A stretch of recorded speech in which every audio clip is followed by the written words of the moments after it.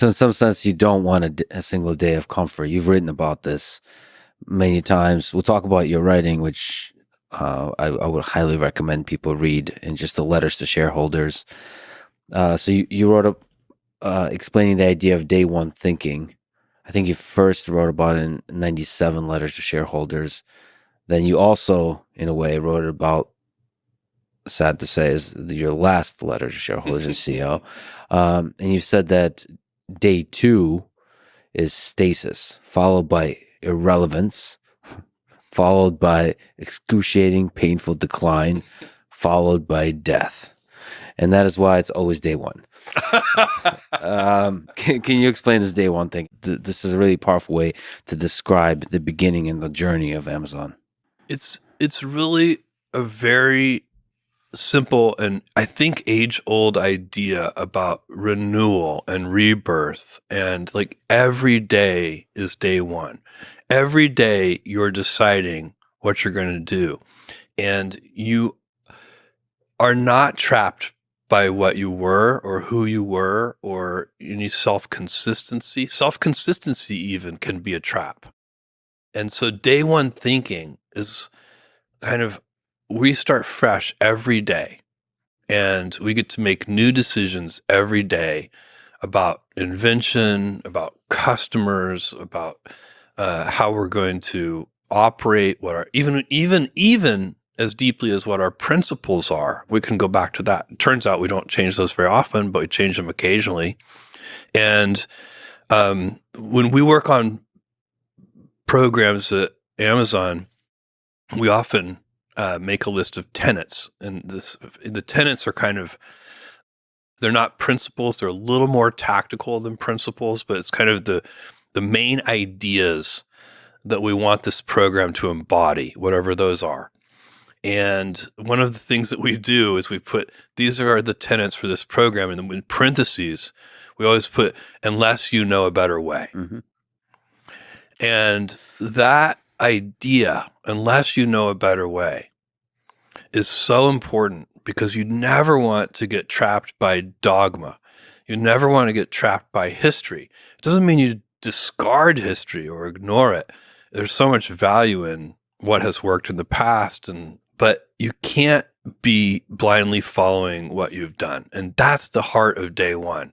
You're always starting fresh.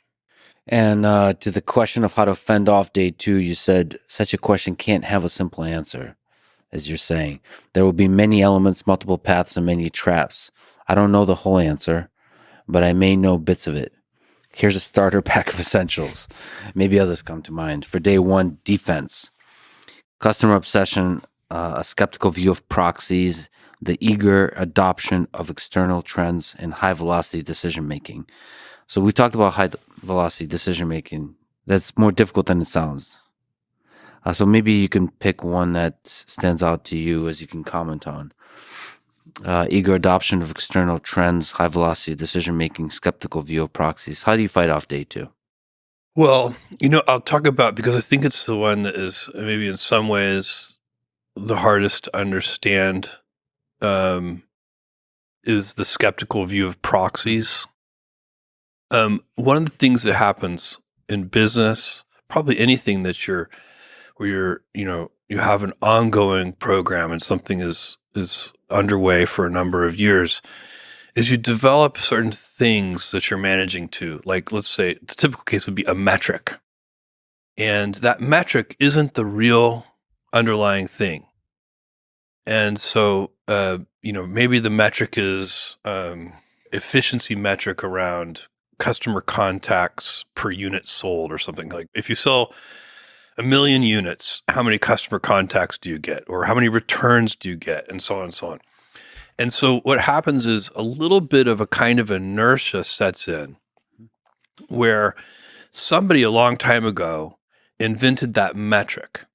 And they invented that metric. They decided we need to watch for, customer returns per unit sold as an important metric. But they had a reason why they chose that metric, the person who invented that metric and decided it was worth watching. And then fast forward 5 years, that metric is the proxy The The proxy real for thing, truth, I the guess. proxy for truth, the proxy for customer, let's say in this case, it's a proxy for customer happiness. But that metric is not actually customer happiness. It's a proxy for customer happiness. The person who invented the metric understood that connection.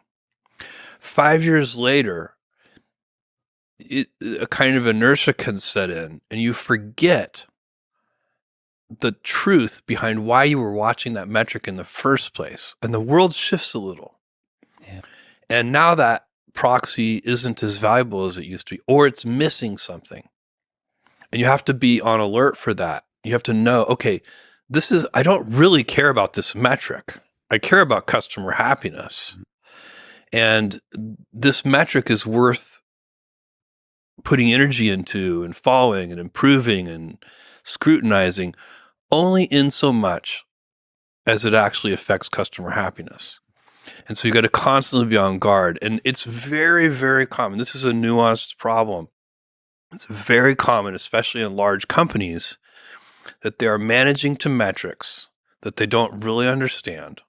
They don't really know why they exist. And the world may have shifted out from under them a little. And the metrics are no longer as relevant as they were when somebody 10 years earlier invented the metric.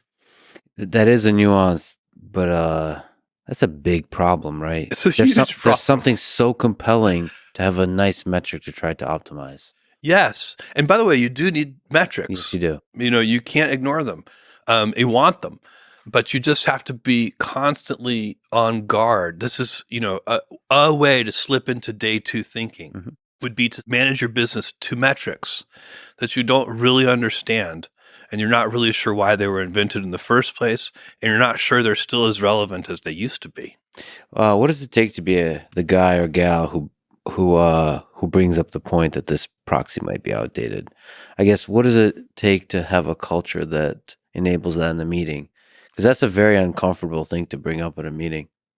We all showed up here. It's a Friday. This is you have just asked $1 million question. So this is what if I generalize what you're asking, you're talking in general about truth telling. Yeah.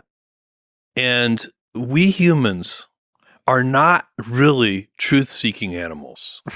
We are social animals. Yeah, we are. And, take you back in time 10,000 years and you're in a small village. If you go along to get along, you can survive. You can procreate. If you're the village truth teller, you might get clubbed to death in the middle of the night. Truths are often, they don't want to be heard because important truths can be uncomfortable. They can be awkward. They can be exhausting, impolite. Yes, all that kind of stuff. Challenging. Yeah. They can make people defensive, even if that's not the intent. But any high-performing organization, whether it's a sports team, a business, a political organization, an activist group, I don't care what it is, any high-performing organization has to have mechanisms and a culture that supports truth-telling. One of the things you have to do is you have to talk about that. And you have to talk about the fact that it takes energy to do that. You have to talk to people. You have to remind people it's okay that it's uncomfortable. You have to literally tell people it's not what we're designed to do as humans. It's not really, it's kind of a side effect. We can do that, but it's not how we survive. We mostly survive by being social animals and being cordial and cooperative. And that's really important. And so there's science is all about truth telling. It's actually a very formal mechanism for trying to tell the truth. And even in science, you find that it's hard to tell the truth, right? Even, you're supposed to have a hypothesis and test it and find data and reject the hypothesis and so on. It's not easy. But even in science, there's like the senior scientists and the junior scientists, Correct. And then there's a hierarchy of humans where It's somehow social. seniority matters in the Yes. scientific process, which it should and that's not. true inside companies too. Yeah. And so you want to set up your culture so that the most junior person can overrule the most senior person if they have data. And that really is about trying to, there are little things you can do. So, for example, in every meeting that I attend, I always speak last.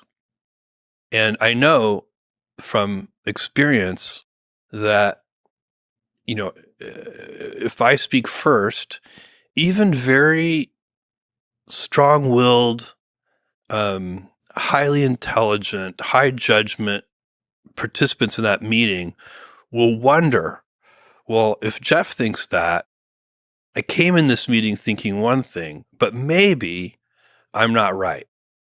And so you can do little things like if you're the most senior person in the room, go last.